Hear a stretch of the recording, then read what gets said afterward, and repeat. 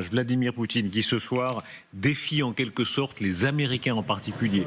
Il est réapparu dans une situation très particulière. Le lieu ne doit rien au hasard, la circonstance ne doit rien au hasard. Le président russe a choisi de réapparaître aujourd'hui au milieu des soldats revenant de la guerre d'Ukraine. C'est la génération Poutine, c'est la génération de ces soldats. Beaucoup ont 20 ans, 25 ans, guère plus. Souvent ils sont nés alors que Poutine était déjà au pouvoir. Regardez là l'échange des icônes. Et Vladimir Poutine va adresser, on va l'entendre, un message aux Occidentaux, un message en particulier à Donald Trump. Vous nous avez rejoint sur ce plateau Gallagher-Fenwick. Première réaction simplement sur ce choix. Beaucoup pensaient, conjecturaient que Poutine allait ployer les épaules sous le poids de Trump et des sanctions, et pas du tout. C'est là, c'est l'image qui répond. Bien sûr, il y a à la fois cette image de Vladimir Poutine entouré d'hommes en uniforme, donc le message est très très clair. Le temps est toujours dans son esprit celui de la guerre qui est matricielle pour son régime. Il y a aussi les objets qu'il a dans les bras, mais les images qui sont derrière lui également. Dans les bras, la religion, ça c'est l'un des leviers qu'il active très régulièrement. Cette idée que la Russie serait engagée dans une sorte de combat métaphysique, elle, les forces du bien contre celles du mal. Et puis l'autre levier, celui de l'histoire qui apparaît sur des posters qu'il y a derrière lui. Ça, c'est cette idée que se rejoue la grande guerre patriotique, donc contre ceux qu'il appelle les ukro-nazis. Et regardez, on va voir comment c'est une offensive tous azimuts que mène Poutine ce soir dans la dimension conventionnelle, dans la dimension nucléaire, avec le Sarmat, avec le Poséidon tel qu'il est présenté en tout cas, et d'abord sur le terrain dans la région de Pokrovsk. Voici l'image que les Russes ont voulu emblématique. Vous allez voir, elle est brève parce que les Ukrainiens contre-attaquent en détruisant le même drapeau. Regardez, c'est le drapeau russe d'abord qui s'affiche dans la ville de Pokrovsk. Sergei Girnov, c'est vous qui lisez le cyrillique parmi nous, c'est le nom de la ville, n'est-ce pas, qu'on voit ici à droite? Oui, c'est ça, c'est l'entrée en ville. C'est la pancarte Pokrovsk pour entrer dans cette ville de 60 000 habitants avant la guerre, que les Russes attaquent depuis 1 an et demi. Et depuis 1 an et demi, on dit que cette ville va tomber dans une semaine. On a passé d'ailleurs un petit pari avec Gallagher, que dans 6 mois, moi je vous dis que dans 6 mois, on sera au même point. Et regardez, image contre image, dans le même lieu, on va voir l'autre image, c'est-à-dire que les Ukrainiens ont détruit ce même drapeau russe. Voilà, regardez, avec le tir des Ukrainiens sur ce drapeau russe, au-dessus de l'enseigne Pokrovsk. Voilà, il y a dans cette accélération des deux images tout... Colonel Perdeyang, vous êtes là, vous aussi. On comprend bien que l'enjeu, là, c'est pas 500 mètres de plus ou de moins pour les Russes ou pour les Ukrainiens. On va reparler de l'enjeu stratégique, mais bon, c'est d'abord une bataille acharnée qui continue, avec beaucoup de morts et de blessés. Oui, parce que c'est un combat dans les localités. Donc c'est un combat qui correspond à 2 caractéristiques. La première, c'est l'imbrication. Et la deuxième, c'est la décentralisation. Les drones ont complètement changé le format des batailles de toute façon. Donc ces combats sont des combats destructeurs, des combats qui sont lents. Et le fait qu'il y ait des drones partout, mais qu'est-ce qui se passe? C'est un combat qui est complètement, déconcentré quelque part. Donc c'est des petits groupes. Aujourd'hui, on pense que Pokrovsk a été pris par 200 hommes. C'est en fait un petit bataillon, parce qu'une compagnie, c'est 150 hommes. Vous voyez, donc c'est microscopique. On est dans une micro-bataille. C'est pas Bakhmout de mai 2023 où là vous aviez des charges de Wagner en direction des lignes ukrainiennes. Là on est sur un combat complètement décentralisé. Vous avez un front qui fait une épaisseur ou une profondeur en gros d'une dizaine de kilomètres. Est-ce que c'est un bras d'honneur? Trump dit à Poutine, allez, on négocie, il faut que tu cèdes, il faut que chacun cède un bout, etc. Réponse de Poutine ce soir, je prends Pokrovsk. Oui, bien sûr, ça montre vraiment que le président ne veut rien lâcher. Moi, ça m'a beaucoup marqué ces images, puisque Pokrovsk, j'y suis allée très souvent. Alors, il y a plusieurs enseignes, plusieurs entrées de la ville. Là, c'est vraiment sur la route qui va à Pavlograd vers Dnipro. Donc, c'est quand même très haut. Et si vous le voyez sur les images, quand on voit les Ukrainiens qui détruisent ce drapeau, c'est détruit avec un drone terrestre. Donc, ça montre vraiment la difficulté pour les Ukrainiens de tenir encore aujourd'hui la ville, puisque ce n'est pas un homme qui va l'en décrocher. Alors vous indiquiez ces 200 hommes qui ont pris la ville. En réalité, il y a des incursions qui sont réalisées depuis le mois de juillet. C'est des petits groupes de soldats russes qui sont arrivés, qui ont fait de la reconnaissance, qui ont essayé de retrouver les faiblesses dans la ville et qui, peu à peu, ont réussi à prendre des positions. Et effectivement, les Ukrainiens ont reconnu, il y a quelques jours, qu'il y avait au moins 200, 250 soldats russes à l'intérieur. Ça ne sent pas très bon. Mais ils ne sont pas réunis.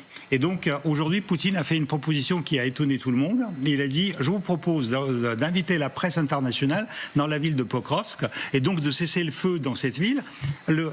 Et tout le monde était étonné pourquoi elle le propose. Pourquoi il est devenu le défenseur de la presse et de la liberté d'information. Tout simplement parce qu'en réalité, tous ces soldats, c'est 1, 2, 3 par des groupes distribués un peu à droite à gauche. En fait, ils ne sont pas réunis. Donc, ils ne représentent pas la force réelle de prise de cette ville. Et Poutine, en fait, proposant cette rencontre avec les journalistes, il propose tout simplement à ces petits groupes de se regrouper et d'ailleurs de faire 2 compagnies qui pourront après suivre les combats. Écoutez Poutine qui prend la parole et encore une fois, dans ce contexte particulier, il s'est entouré des vétérans qui reviennent d'Ukraine et qui sont destinés à y retourner.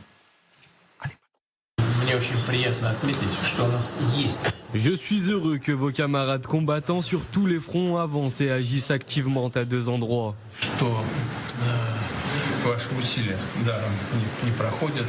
Comme vous le savez, dans la ville de Kupiansk et dans la ville de Pokrovsk, l'ennemi s'est retrouvé bloqué et encerclé. Des journalistes étrangers et ukrainiens se rendent dans les zones où l'ennemi est encerclé afin qu'ils puissent voir de leurs propres yeux ce qui s'y passe. Ils pourront ainsi constater l'état dans lequel se trouvent les troupes ukrainiennes encerclées. Et les dirigeants politiques ukrainiens pourront de fait prendre la décision appropriée concernant le sort de leurs citoyens et de leurs militaires. Comme ils l'ont fait autrefois à Azovstal. Restons un instant sur cette image, derrière Poutine, la fameuse image qui est si obsessionnelle. On rappelait tout à l'heure sur ce plateau, Gérard Roux, que oui, il y a eu énormément de sacrifices des soviétiques contre les nazis, évidemment, mais c'est la prise du Reichstag avec ce soldat soviétique qui monte et qui plante le drapeau. Pour eux, ils étaient 3. Oui, ils étaient 3, ils ont refait la photo, mais il n'y a rien de mal à ça.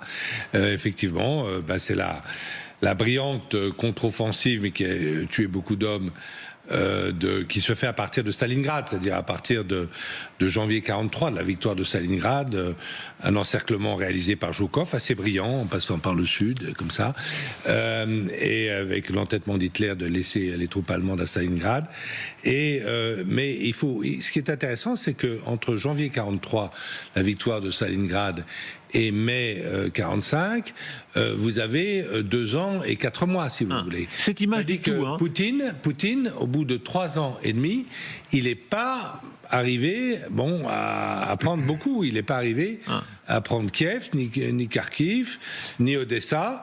Et donc, c'est pas tout à fait la même chose que la Grande Guerre patriotique. Cette image, ce qu'elle rappelle, c'est-à-dire évidemment le courage et la gloire immense des Soviétiques à l'époque, mais qui vont jusqu'à Berlin et qui restent. Cette image, elle évoque beaucoup de choses pour des personnes différentes. Pour certaines personnes en Europe de l'Est, elle évoque le passage des armées soviétiques, les vols, les assassinats et la destruction qui s'en est suivie. Il ne faut pas quand même oublier que le nombre de femmes allemandes qui ont été violées à Berlin par l'armée rouge est absolument terrible. Donc oui, c'est une image iconique, une image qui a été mise en scène, reprise plusieurs fois, comme d'autres images historique de l'histoire. Je trouve qu'elle a assez bien sa place ici avec toute cette mise en scène de Poutine aussi, parce que comme on en parlait avant l'émission, on n'est pas sûr que ces hommes qui entourent Poutine sont des vrais vétérans de la guerre ou des figurants ou des hommes de sa protection rapprochée. On a vu beaucoup de fois des photos de Poutine entourés de marins, entourés de pêcheurs, entourés d'ouvriers dans des usines d'acier, de cuisiniers, mais c'est chaque fois c'est les mêmes hommes, sauf qu'ils changent d'uniforme. Aux femmes, voilà. Oui, il y a une femme très connue qui apparaît, mais sous plein de déguisements différents. À 25 endroits, elle apparaît sous des déguisements différents. Vous savez, ces images aussi, c'est que Poutine, à côté de lui, il a un médecin.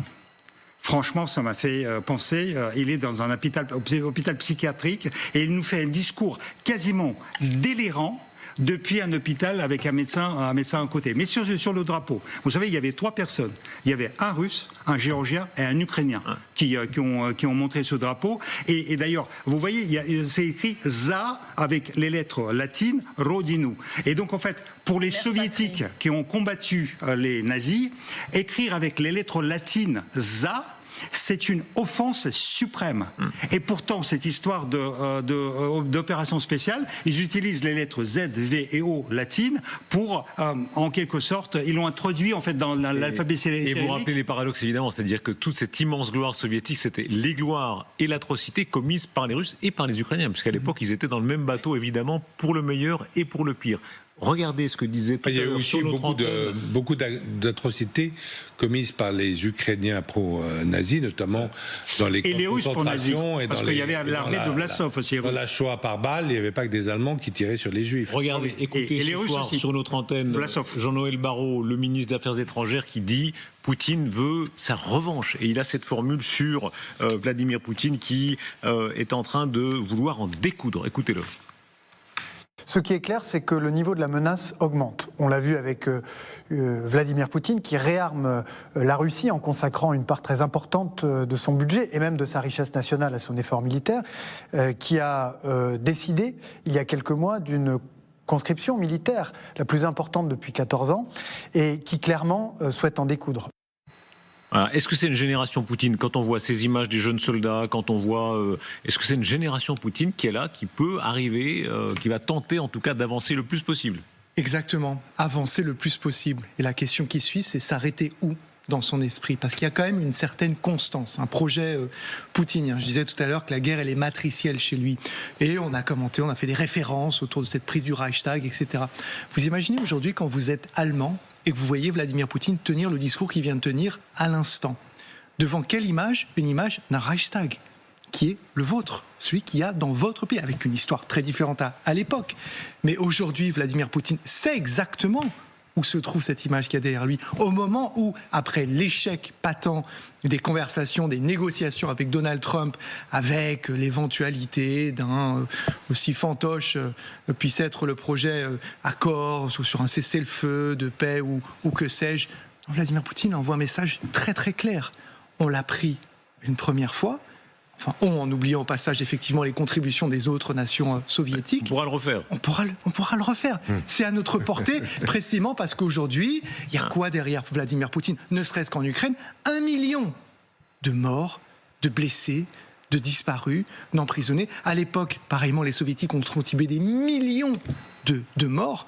Il est toujours dans cette même logique et il observe de notre côté nos errements, nos fébrilités, nos faiblesses, nos divisions. Lui continue. Est-ce qu'il a des réserves, Colonel Père de Jong, sur cette antenne, on entendait Barrot, le président de la République parlait d'1,5 million de soldats. Quand Jean-Noël Barrot dit c'est la plus grande conscription depuis 2014, c'est ça, c'est ce qu'il dit. C'est même pas la conscription, en fait. Il fait appel à des volontaires.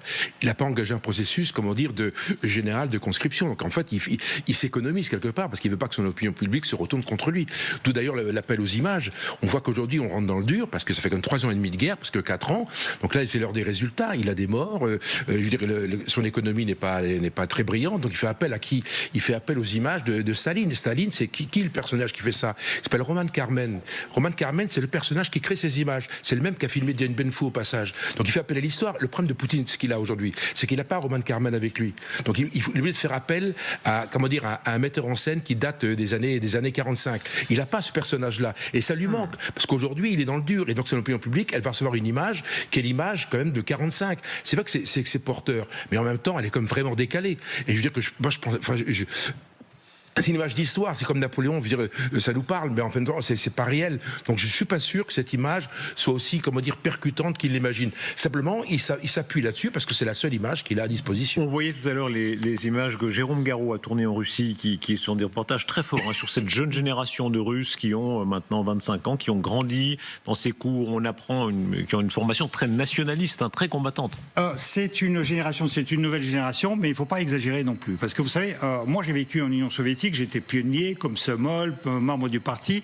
Quand l'Union soviétique a commencé à s'écrouler, personne d'entre nous n'est sorti pour la défendre. Poutine était officier supérieur, il était colonel du KGB. Il avait l'obligation par son service de prendre son arme et de défendre l'Union soviétique. Il ne l'a pas fait. C'est un traître de l'Union soviétique. Il l'a fait en 89 à Dresde, il est descendu au rez-de-chaussée. Ah non, mais ça c'est autre chose. Mais d'accord, mais c'était Stasi. D'ailleurs, il s'est pas combattu. Il se préparait tout simplement à l'assaut. Donc en fait, ils étaient en train de brûler les documents. Il n'a rien combattu du tout. Hein. Mais il est descendu tout seul devant. Non, ça c'est les mythes. C'est les mythes qu'on raconte sur Poutine. Pas du tout. Ils étaient barricadés. Ils étaient barricadés dans leurs immeubles. Ils étaient 7. Ils étaient 7. Et il est descendu. Non, ça c'est le mythe que Poutine. Non, c'est les poutinistes qui font circuler ce mythe. Il a été créé en 2000 pour faire de lui un héros. Il n'a jamais défendu, c'est un traître à l'Union soviétique. Mais Sergei Girnov, vous-même, vous avez trahi évidemment votre propre service. Ah non, pas du tout.